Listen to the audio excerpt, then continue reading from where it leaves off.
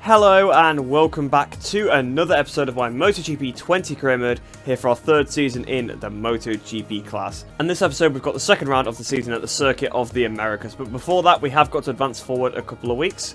So we will advance forward one, and then there is something on the Moto3 junior team to do, I think. So there's something for the team planning for next year then. So it's another technical director applying, so we've got Hamid Majid. Applying, it's another A+.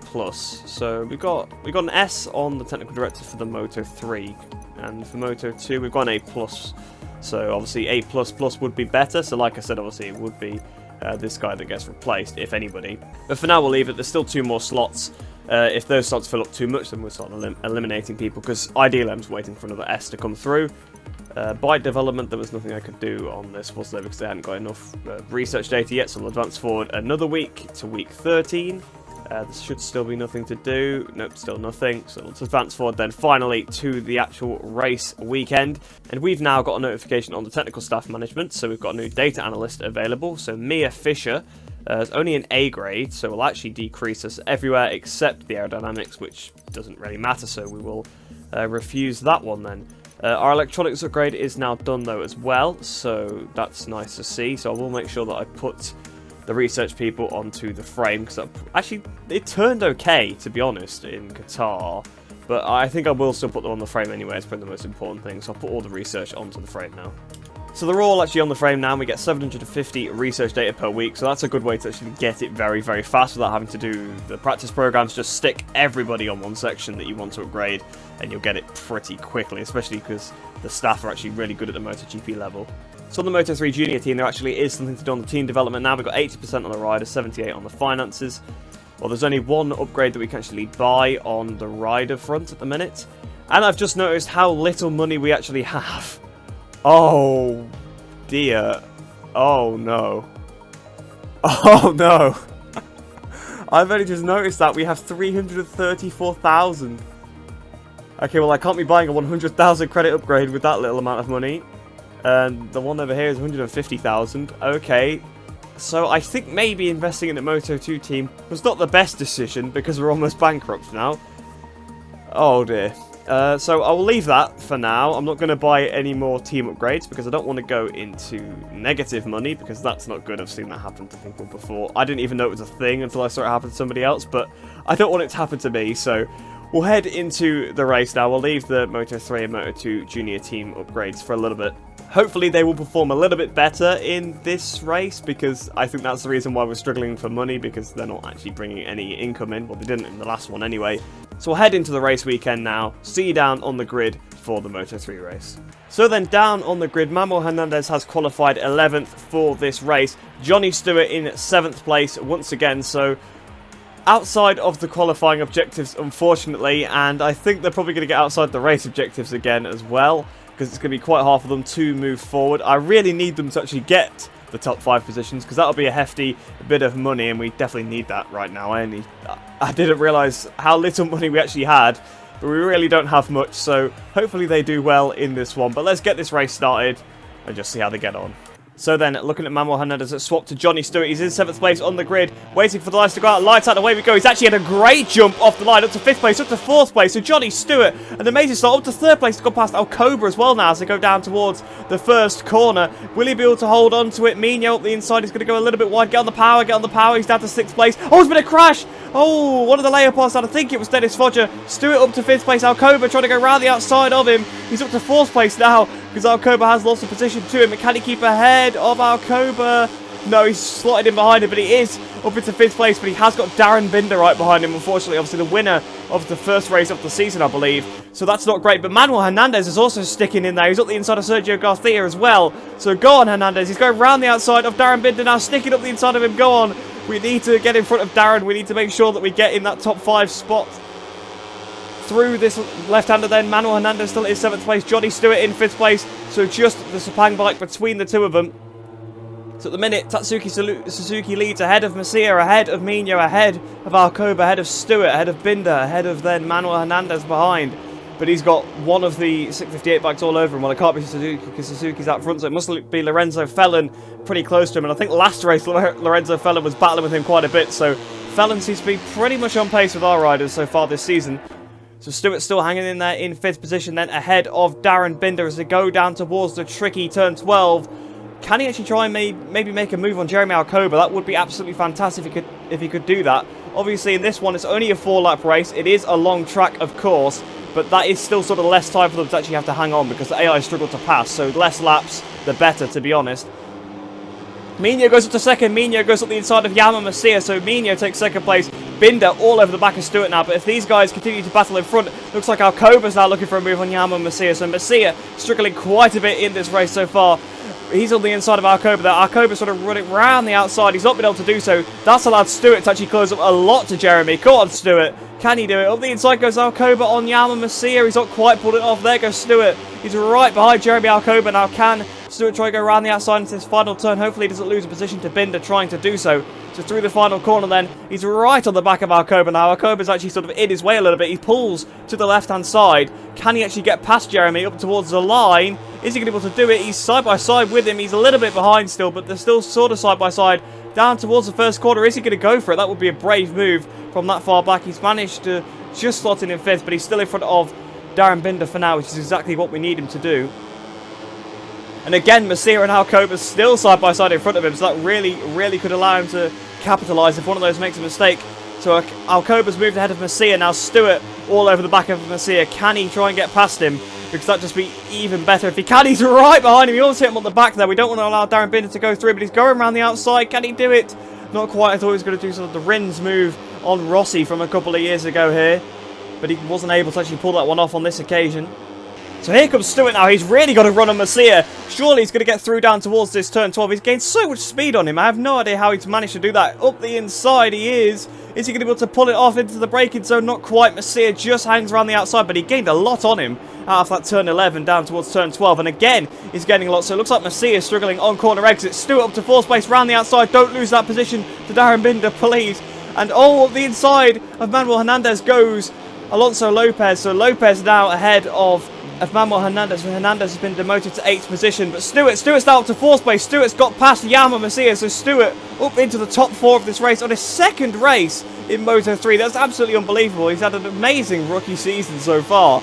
He obviously got 7th in the first race, which was pretty respectable considering that I don't think our bike was particularly great around Qatar because the season before they struggled a lot as well. But he's sat in 4th position at the minute, so about to start the penultimate lap. And Lopez now looking at the inside of Darren Binder as well, so Lopez is really on the move. I don't know why I've just been calling him Lopez. It's Garcia, isn't it? So I'm completely stupid and getting the complete wrong name. Made myself look like a bit of a fool there. But Stewart then still sat in 4th position just in front of Masia then. Binder just holds ahead of Garcia for now. But I'm not sure whether he's going to be able to do that for much longer. And Garcia is the one to worry about. He's probably the one that's most likely to be able to get past everybody and catch to the back of Stewart. But there goes Binder now trying to get past Masia. Then back in the danger zone goes Stewart if he manages to do that one. But they're side by side. Masia hangs on for now. So hopefully Stewart can put a bit of a gap into them while Masia is still at the head of the group. So then, as we're about to start the final lap of the race, Stewart's still hanging on in 4th position. He's got a bit of a gap over Yama Masia. He's just got to bring it home now. The top 3 have really closed up, so there could be some shenanigans on this final lap, which could really benefit both of the riders, actually. But it looks like Hernandez has dropped off the back now of Garcia, and it looks like McPhee is the one he's got to worry about now. But Stewart, we've got to focus on Stewart. Hopefully, he'll be able to keep ahead. It looks like Darren Binder's kind of being distracted, battling with Garcia, which won't allow them to pass Masia. And Masia, of course, is the one that was struggling a little bit. Stewart obviously caught and passed him and has pulled away from him a bit as well. So hopefully Stewart could bring home this 4th place. It'd be absolutely amazing, but I'm sure Yama is going to give it everything on this final lap to try and mug him. So just to actually update where Hernandez is, he is still sat in 8th position. He's in front of John McPhee. It's not a terrible result, but we need better results from him. Obviously we need kind of performances that he had at the end of last season rather than sort of most of the last season, although he's in a similar position I suppose to Jackson was in a lot of the races last year, but it's just unfortunate for him that his teammate is doing a lot better. So Stewart's still hanging on to that 4th position for now with about half a lap to go. So as we come down towards the final turn then, it's going to be 4th place for Johnny Stewart. Tied best result we've ever had with this team, so fantastic for his 2nd race. He's only going to get better, so it's a really good job we signed this guy. 4th place for Johnny Stewart and 8th place for Manuel Hernandez. So fortunately it was an improvement over the previous one. We've got one of the riders in the objective zone, and they were both in the top 10 as well, of course. Hernandez last time was down in 12th position. He's got 8th this time. An improvement of 4 places down. Obviously Stewart got, I think it was 7th place. He might have dropped to 8th at the end. I can't actually remember. I think he got 7th though. So that's 3 places higher in this one. So a really good result for both of them there. Obviously, Hernandez not in the top 5, unfortunately, but it's still better than being miles off. He's only a couple of positions outside the threshold. We will probably lose a bit of prestige for that, but not a massive amount. But Stewart getting us that top 5 position. Well done there. But in the end then, Andrea Mino actually managed to win the race. He managed to snatch it away from Tatsuki Suzuki on the final lap. Alcoba just a little bit behind. Those 3 were really going at it. I could see them in front of Stewart trying to fight over that lead. Unfortunately, Stewart was a little bit out of it, but 2.6 seconds around Austin, which is a pretty long circuit. That's not too bad to be off that, so fair play to Johnny Stewart. He did a pretty good job then in that one. He did a fairly good job last time, actually, considering it was his first race. But this time, even better. So we really needed that result, especially for the cash flow problems. I know it's not going to solve it, just one good result, but it's definitely going to help if it shows that we actually can get the results, which is nice. Let's have a look at the championship standings then. So Stewart actually must have finished 8th in the last race because he's now moved up to 7th in the championship. So they both were 4 places higher this race than in the last one, so that is a good result there. But Stewart's not far off the championship lead at the minute, only 14 points away from Darren Binder, because of course he actually beat him in this one. Mino only 4 points off the lead, tied with Suzuki, tied with Masia, so there's a 3-way tie for second place in the championship.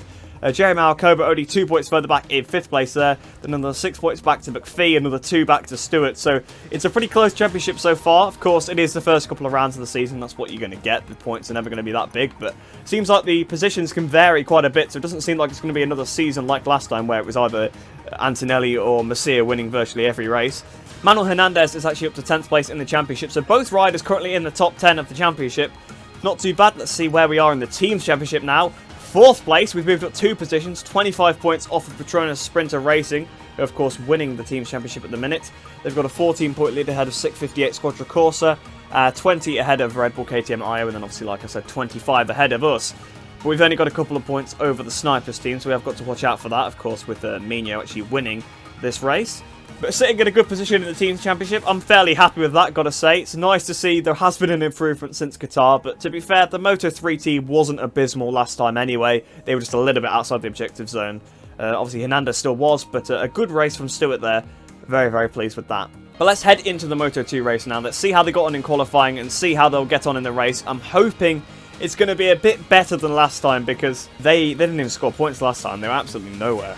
So down here on the grid then, Daisy Jackson has qualified 12th position and Akagi has qualified 14th. So it doesn't seem like it's going to be much of an improvement over last time because I think the qualifying is around the same, if not maybe a little bit worse. But Jackson actually out-qualifying Akagi this time. Obviously she was lagging quite far behind him in the previous race, so it'll be interesting to see if maybe she can match him a little bit more in this one. Of course they're equal on points so far, so the only way is up. Hopefully they can do a little bit better, but I'm not going to be expecting a top 5 from those guys, that's for sure. So then we're watching Jackson, waiting for the lights to go out. Obviously 12th place on the grid. Will she get off to one of her demon good starts? Lights out and away we go then. Off the line, bit of a wheelie there. Not the best launch as they go down towards the first corner. Not as good as obviously Stewart in the previous race. Looks like Arbolino's dive bombing on the inside though. Not the inside goes Jackson. She's up to, well, she's actually down to 14th place. Looks like Akaki's been swamped a little bit. She's up to 11th place now though. She passed quite a few people actually through turn 1. Round the outside of Aaron Canet, and I think that's Xavi Vierge as well on the inside. Obviously Vierge was absolutely nowhere in the last race as well, down in about last place. Jackson up to 10th place, actually side by side with Xavi Vierge and Sam Lowe's. She's up the inside up to 8th place. It's been a pretty good start then for Daisy Jackson, but now up the inside goes Lowe's and Vierge once again, but she's going to have the inside then for the next corner, but they are in front of her now, so she's got to slot into that 10th position. Where is Akagi? Akagi down in 16th place. Obviously Fernandez trying to go on the outside of him, but he's side by side with Tom Luthi, who got 4th in the last one, so that's the thing with Moto2. It's so inconsistent. But Jackson currently starting 10th place there. Looks like Navarro is looking for a move on her, but not quite been able to do that so far. So actually a pretty good start then for Jackson overall, which is nice to see. Jake Dixon got on the inside of Navarro behind, but can Daisy Jackson try and pass Xavi Vierge here and try and go with some of the leaders?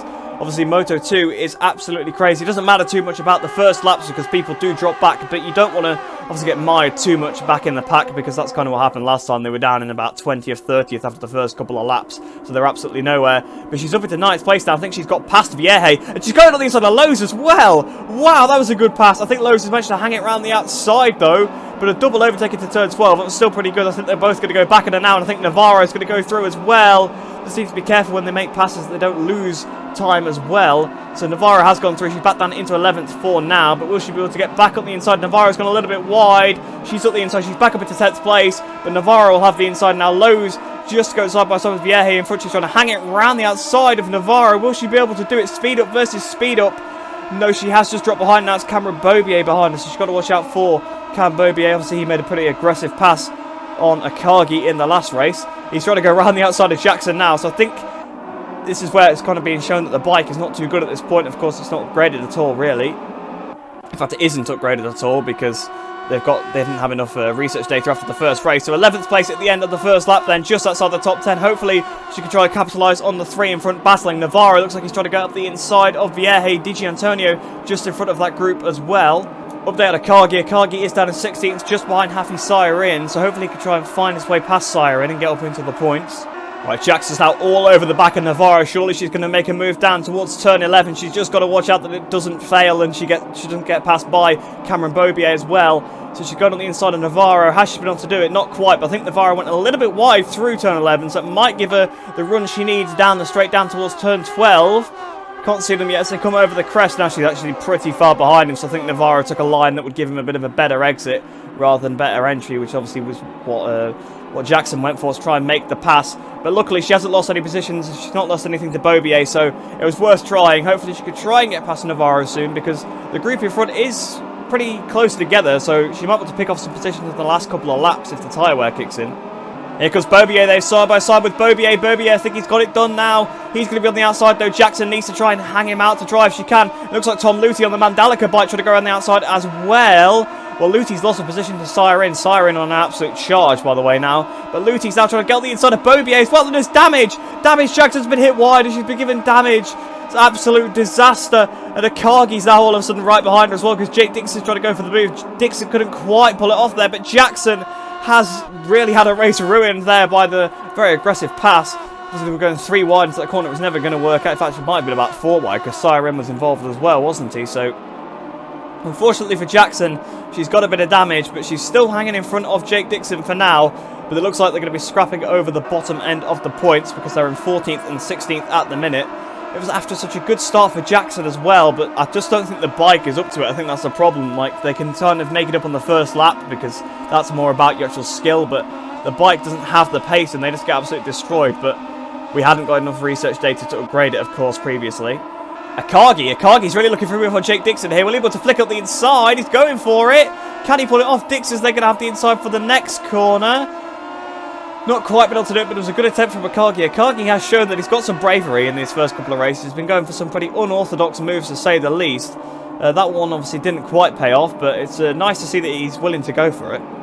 Oh, but Zeki is miles in front. He's already crossed the line, and nobody else had even got into the last corner yet. I don't think there's a big train all the way from pretty much 5th place downwards. I think you can see, look, there's Schrotter Garza, and then here's the massive pack that both my riders are involved in as well, as we start the penultimate lap of the race. Jackson seems to have got a composure back. Looks like Akagi's actually moved up to 15th, supposed to get past Jake Dixon. Somkiat Chantra looks like he's going for a move on Dixon as well. Both the Idemitsu bikes are there, actually, because also Iagora having a look around the outside. Obviously, another Moto2 debut on this season. So Jackson and Akagi sitting in 14th and 15th now. Beaubier dropping a little bit off the group in front. So will Jackson be able to repass the American? Because, of course, he passed her earlier on, and then there was obviously the bit of contact when they were going about 4 wide. But will Jackson be able to fight back at Cameron? Dixon's looking at the inside of Akagi. Will he be able to pull it off? He's on the inside. Oh, Akagi's had to go wide, but he should get the better exit because of that, though. Hopefully he'll get a bit of slipstream off his teammate as well. Down the straight, he's dropped to 16th, it says. But will he be able to pull back ahead of Jake Dixon? They go side by side. Of course, the other guys are going to actually have the advantage on the power as well. So maybe that might have been it earlier with Navarro, more than that he took a better line. It might have been because his bike was a bit more powerful, because of course we've got no upgrades at all. Akagi then drops down to 16th place. I don't know why it said 17th for a brief second. I think it's because Chantra was technically ahead of him. And it looks like Dixon's on the attack of Jackson as well. And I think he's already got in front. So yes, he has, down to 15th and 16th positions now, with just over a lap to go. Hopefully they can try and stick on to 1 point. I really, really hope they can. It's unfortunate for Jackson, because I think her race would have been a lot better if she hadn't been hit, obviously, earlier on in the race. It has damaged her race quite a bit, because not only did she get the damage, which I'm sure is affecting her, she lost a lot of time when she got pushed wide, so that could be it. Somkiat's already got Somkiat dive bombs up the inside of Daisy Jackson, so she drops down into 16th place, so that is it. Any hope of the points absolutely gone, I think, now. And Akagi up the inside of his teammate as well. The absolute massive pack here in Moto 2. Look at this. But they're both outside of the points now, unfortunately. Jackson down to 18th place. She's been doing so well in this race. She qualified pretty well. Well, compared to when she qualified last time, she qualified pretty well. But obviously the damage looks like it probably is getting to her quite a bit now. She's looking over her shoulder. She's just been passed by Corsi, I think that is, as well. Actually, no, Corsi's not quite through. Well, he is now. Iagora sat right behind her as well, so she's down into 20th position now. She's just been she's dropping like a stone. Now she's been passed by one. She's lost all the momentum. Akagi looking for a move past Barry Boltus there in front of him. Hopefully he can try past one of them, but it looks like Bobier is struggling quite a bit because Somkiat is now looking at the move on Cam Bobier. Can Akagi try and pick up the pieces of this little battle in front of him? I really hope he can. Somkiat goes a little bit wide, side by side for Bobier and Barry Boltus. That's going to affect Boltus pretty badly. They've got the run down towards turn 11. Surely Akagi should be able to go for some sort of move on one of the three of them, but no, I just don't think the bike has got the power. I think we're so low on power because this is a completely stock speed up bike. I don't think inside goes Vietti, but I don't think he's quite been able to pull that one off. I think he's going to have to sit tight for now. Yes, Vietti is still behind, so I was just waiting to see. You can't really see on that camera shot whether they're actually side by side or not, but Vietti looks like he still is behind, although it looks like he's going for the move now. Akagi looks like he's trying to go for the move on Somkiat Chantra as well. If he can just pass Chantra, then he needs to try and pass Bobier as well. Bobier looks like he's struggling quite a bit like Masia was in the Moto3 race. But there goes Vietti up the inside. He's not quite been able to do it though. And I think Akagi's got past Chantra. Vietti's still trying to find his way through, but Akagi has got up into 16th place ahead of Somkiat. So he just needs to try and pass Cam Bobier now. Somkiat back up the inside. Go on, Akagi, go on. Try and beat him. He's in front now, so he's in front of Somkiat Chantra. So is Vietti. So it's just Cameron Bobier now. Can he try and pass him in these last couple of corners? Of course, he made a move. I think it was around this part of the track on his teammate last time. It was down into the last corner. So if he could do something similar, that would be absolutely fantastic. He's going to the inside of Bobier. He's going to the inside of the penultimate turn. Has he managed to pull it off? Not quite, but he'll have another pop into the last corner, I'm sure. Yes, he has. He's done it. Akagi up to 15th. Akagi's going to get some points here. And I think this is the most excited you'll ever see a team manager over 1 point. But Akagi brings home 15th. Daisy Jackson brings home 22nd. So unfortunately another poor race in Moto2, but we have managed to pick up a point this time, which is definitely an improvement compared to last time because we were absolutely nowhere near the points. Unfortunate for Jackson because she was actually running pretty well throughout most of the race, but there was just, of course, the contact, and I think that affected her quite a bit with the damage and obviously losing the time as well. The bike just clearly isn't there. It was quite apparent. That's why they were losing the time. Down the straights, they had nothing, but a really good last lap there from Akagi to snatch that last point away from Cameron Bobier. He played that really, really well. Vietti even got in front of Bobier at the end there as well. So well done to Vietti. But in the grand scheme of things then, Marco Bezzecchi won 1.6 ahead of Remy Gardner and 3.1 ahead of Joe Roberts. I think Roberts will probably still be leading the championship. He is indeed. He's got 8 points ahead of Tony Arbolino. Marco Bezzecchi, I completely forgot he had an appalling race last time. He moves up 21 positions up into 3rd in the championship. Remy Gardner moves up into 4th place. Luti down to 6th. Obviously, he didn't have such a good race. Dixon up to 9th place. Where are our riders in the championship? So Akagi moves up to 21st. Well, actually, he stays in 21st position, apparently. So he managed to stay there. He scored a point. Obviously, Barry Boltus beat him. Balega moving down a couple of positions. Well, 7 positions. A lot of positions there, actually. And where is Daisy Jackson? Daisy Jackson 28th in the championship, staying put there then. But yeah, we are really struggling in the Moto2 class, and we don't really have the financial backing to kind of boost our way up quickly anymore. So yeah, that is a bit of a shame then. So let's have a look at the Teams Championship to see whereabouts we're sitting. So Intact GP still leading ahead, 13 points ahead of the Italtrans team. We're down in 14th, obviously with 1 point. We're just in front of American Racing and MV Agusta. Even NTS are in front of us now because they had a pretty good weekend actually. Barry Boltus and Hafi Siren both scoring some decent points. Mark VDS, considering they have lows in their team, are not doing too well in 11th place. The next thing to do then now is to head into the MotoGP race, starting from the back of the grid once again. It is Kota, of course, so I'm expecting probably another chance at a victory here. Last season, of course, we had to come through with damage after we got knocked off at the first corner, so should be a little bit easier than that because we don't have to make up the big gap to the back of the field as well after the crash. So down here on the grid then, and Miguel Oliveira is on pole position ahead of Franco Morbidelli in 2nd position. So actually a completely different front row then to last time. Obviously the 2 Suzukis and Marquez, I think it was, on the front row last race. Bastianini then down in 18th position on the Avintia Sponsorama Racing. I've actually updated that team name for both of them now to make more sense based on the testing that's going on today. You can see obviously Sky VR46 Avintia team. That's what the official entry name has them down as. So that's why I've got them down as that in the game now then. So 23rd on the grid. Obviously that's to be expected because that's where we're starting every race from this season. I'm not too sure about the tyre compound to use. I think maybe a hard tyre. Actually, I don't know because I think that's a little bit too cold for the hard tyres. I think I'll go for a medium. Hopefully I won't regret that decision later on. But we'll go for a medium here. I don't think it's quite hot enough for a hard tyre. So we'll stick with the medium. So let's get this race started then. Hopefully we can get off to a pretty decent start. The first corner will definitely be crucial because it'd be very easy to crash there. Obviously we saw that last season because that actually did happen. So we've just got to be careful into that first corner, through the first sector really. Just make sure we pick off a few people, and then obviously there's a fairly long track, so there's plenty of places to pass around the rest of the lap. While the race officials are waving the green flag, the riders gather their final thoughts and get ready to race another US Grand Prix here at Austin. So then it's Oliveira on pole position alongside Morbidelli and Fabio Quartararo. So where Marquez is, I'm not sure, but he should be pretty good considering it's Cota. We're waiting for the lights to go out here then. Lights out and away we go. We've got Savadori just in front of us and obviously Bagnaia on the other side as well. So we go down towards the first corner between Bagnaia and our teammate Marini. Go down towards the first corner, back down into power mode 1, just being careful. There's been a crash. Banyai's gone down, so Bagnaia almost could have took us out there, which would have been a repeat of last season, being taken out by someone from behind. But fortunately, that wasn't quite the case this time. So up into 20th position then, so it's not been an amazing start, but that first corner is so easy to pick up a bit of damage or to crash, so it was worth being careful. We've passed Bastianini now. We're going up the inside of Martin, up the inside of Lecuona as well, who's on the outside. Then there's Petrucci and Miller as well. We've got past Miller, I think. I think Miller's now behind us. Yes, he is. So up to 16th. So Miller's struggling a lot. Same with Polo Spagro because he's pretty far down the order. Up the inside of Spagro and Petrucci there. Pretty good pass there. We're right behind Valentino Rossi. Almost hitting Rossi at the back. So Rossi's bike right behind Rossi. Around the outside of Rossi. We're going to pass Alex Marquez as well. Down towards this turn 11. Marquez has still got the inside because he's got the new livery on now. The new LCR livery for this season. We've got a pretty good drive out of 11. Alessia Spagro is pretty high up the order, actually, side by side with Brad Binder there. But we've passed both of them now. Actually, no, Spagro is still there, so fair play. The Aprilia got fairly decent straight line speed, but up the inside into the top 10 already.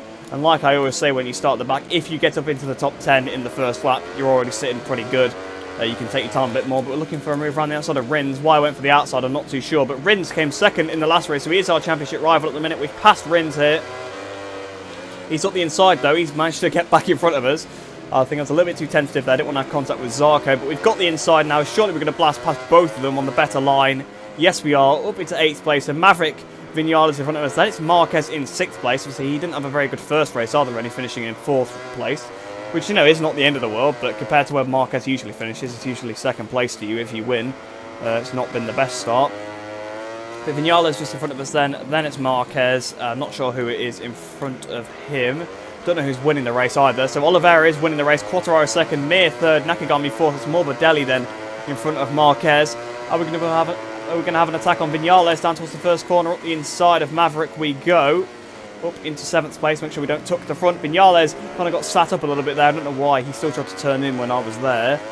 He probably would have been better just getting the bike sat up and trying to get on the power and go round me. That's what I would have done in that situation, but there you go, that's an AI, I suppose. Side by side then for Marquez and Morbidelli in front in a section where you don't want to go side by side. You lose a lot of time up the inside of Marquez.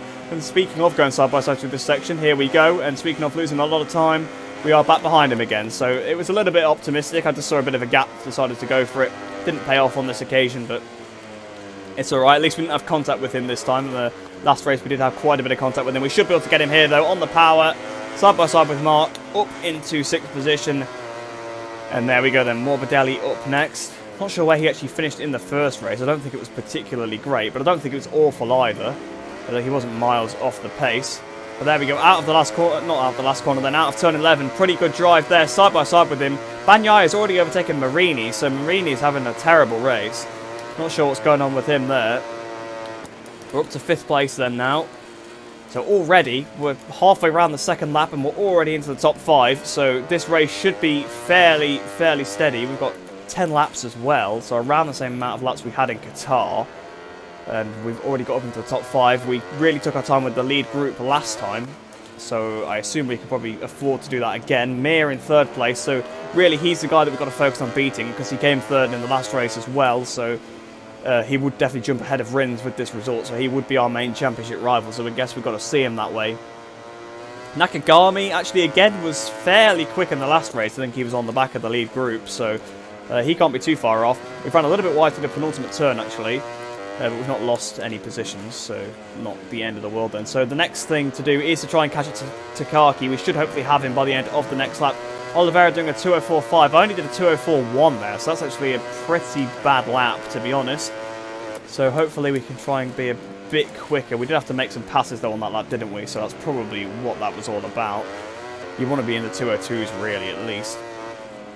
So through turn 2, then, Quartararo seems to be holding up this pack a little bit because Oliveira's absolutely cleared off in the lead there. A bit like he did in Portimao in real life last year, almost hitting the back of Nakagami. We've actually gone into the red a little bit, so we're going to slow down a little bit. Don't want to gain time from that. I was completely on the wrong trajectory because I almost hit Nakagami up the back, of course.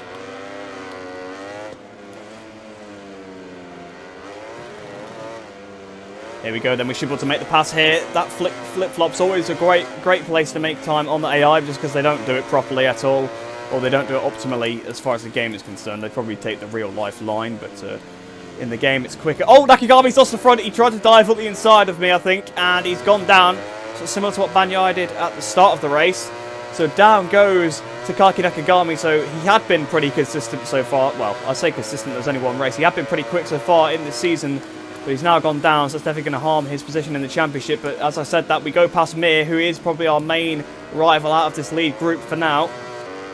So up into third place, and then it's Quartararo ahead of us. So hopefully we can try and pass him as well. I think that's already done because he's gone wide. We've gone on the inside of him. Try not to let him get through like Rins did, although I have just gone really wide. He's up the inside, but to cut up the inside. I think Mir's just tried to dive bomb me as well and almost crashed. Don't know why the AI do this.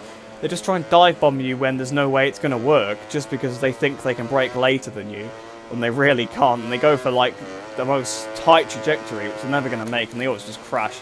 So now up to second position. Obviously, I think this is the position we finished last season. I actually think it was third. After the crash, we managed to recover back onto the back of the leaders, but not quite able to pass them. I think Rins actually won this race last season, so he's quite far off what he did last time. 2 seconds behind Oliveira, then 6 laps to catch him.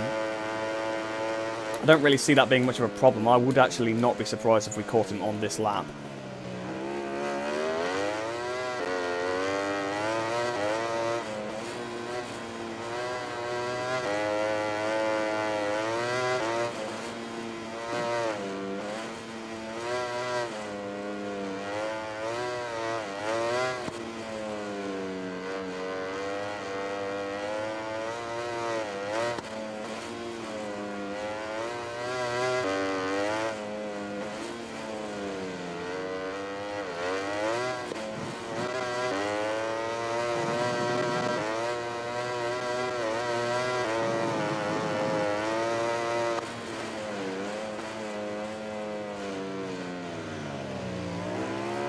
Well, it seems I was right to say that because we're halfway around the lap and I've caught him already.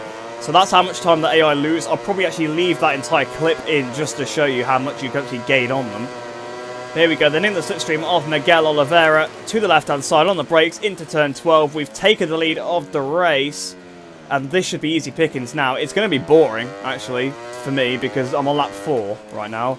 I've already taken the lead, so I've got 6 laps to go, and the AI are probably about 2 seconds off the pace, so yeah, it's not great. And this is 120% AI, by the way. I know people probably realise that by now, but yeah, that's actually how slow they are at this track. It's like you can go last to first, 4 laps, and that wasn't even ideal, really. I probably could have done it a lot faster if I'd been a bit more aggressive and maybe not made so many mistakes. The rear tyre is overheating a little bit now, though, so I've got to watch that. But yeah, that's how far off the pace they are, that you can catch them 2 seconds in half a lap.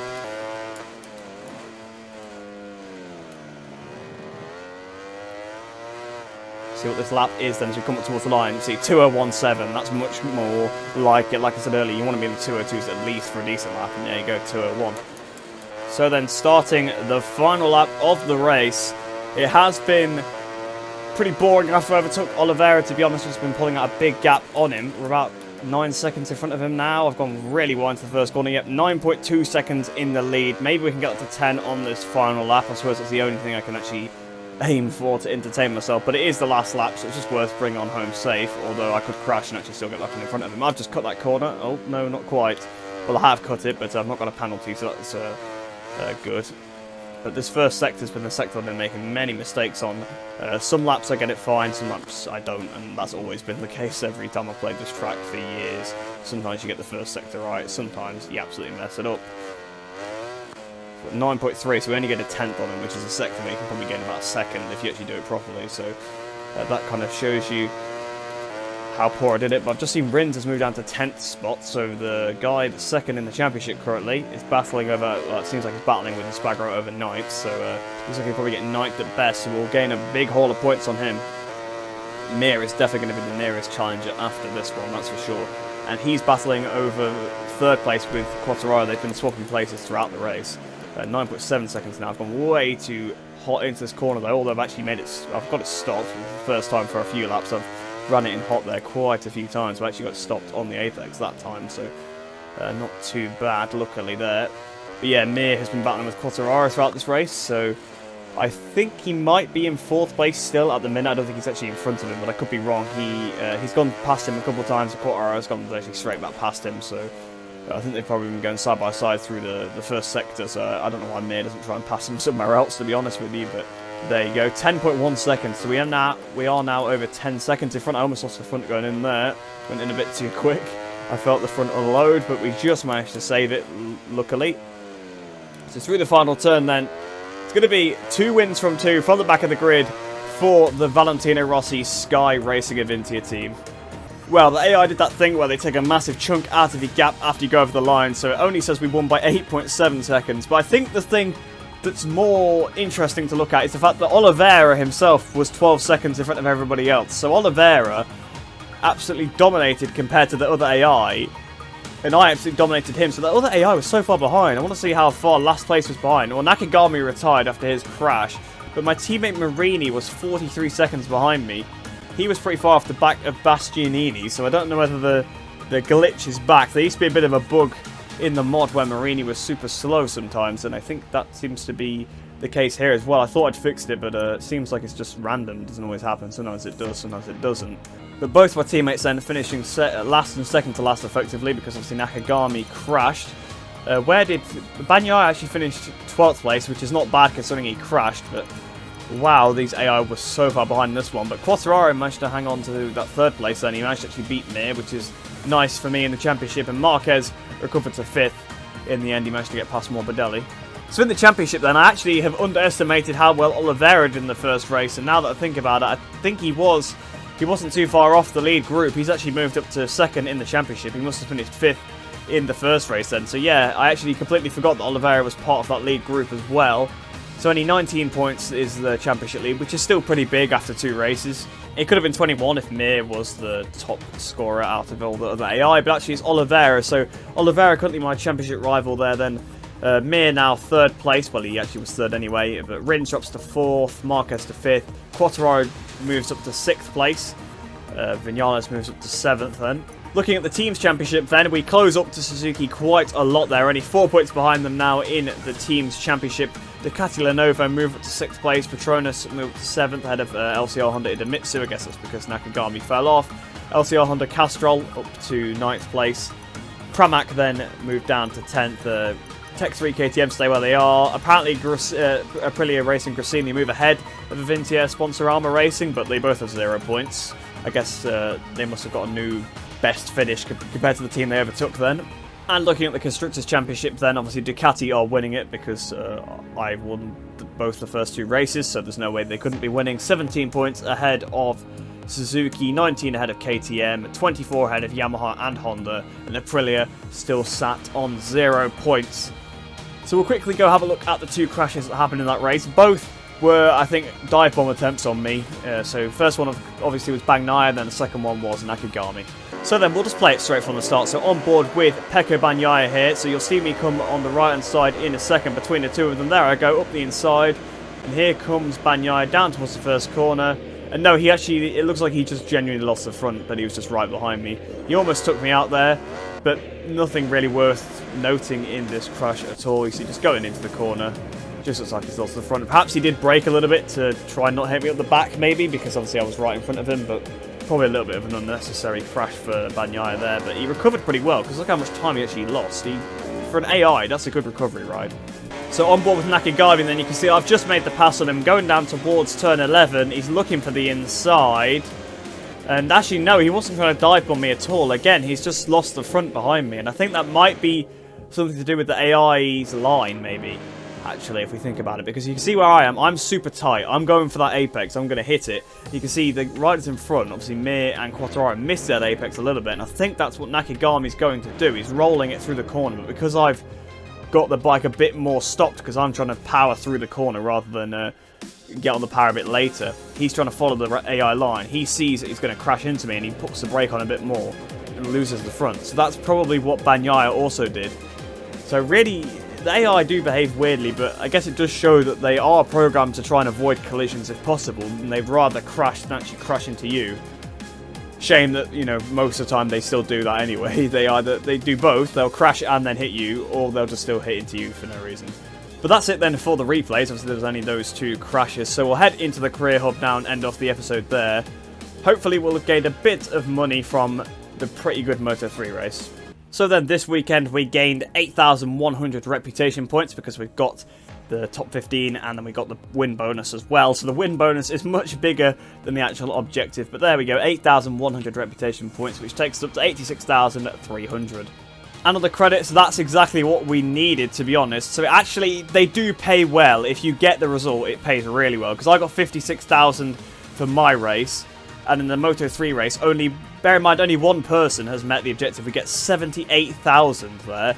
So if they do meet the objectives, you actually do get paid fairly well. So I'm hoping that Johnny Stewart can continue to do that, because he should only get better as he does more races. He'll gain experience, and then that Moto3 team is very much maxed out, aside from about 3 upgrades. So he'll gain even more experience, and his stats will increase even more every time he does a race. So hopefully Johnny Stewart can start bringing in some good results, and hopefully Hernandez can as well, because he should get those bonuses as well, and he's been at the team for a whole season already. So for the Moto2 team then, we lost 588 prestige, which again is not good, and I think we're probably going to actually lose some staff with that, because it's actually now below half. I think if your team drops below a certain prestige, I think some of your staff quit. So unfortunately for the Moto2 team, I think we are going to lose a few members of staff there. But we have got 450 research data, so we'll have to see if that's enough to actually put an upgrade on the bike, because we really need to do that when possible.